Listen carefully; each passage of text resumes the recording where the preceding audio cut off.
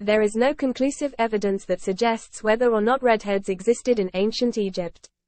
However, some depictions in art and literature from ancient Egypt suggest that red hair may have been present among the population. For example, the goddess Isis, who was highly venerated in ancient Egypt, was sometimes depicted with red hair. Additionally, some mummies from ancient Egypt have been found with red hair, suggesting that at least some individuals in ancient Egypt may have had this trait. It's important to note, however, that hair color can be affected by factors such as preservation, and it is difficult to determine the hair color of ancient Egyptians with certainty.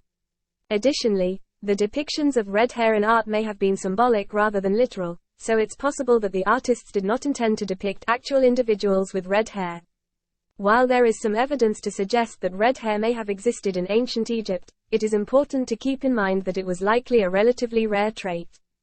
This is because the genetic mutation that causes red hair is thought to have originated in Northern Europe and is most commonly found in people of Celtic or Germanic ancestry.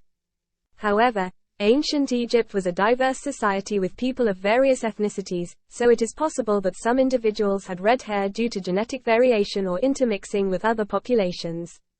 It is also worth noting that the depictions of red hair in ancient Egyptian art may have been symbolic rather than literal. In Egyptian mythology, red was associated with the god Set, who was often depicted with red hair and was considered a deity of chaos and violence. It is possible that the red hair in depictions of Isis and other figures was intended to convey a similar meaning, rather than being a depiction of a literal physical characteristic.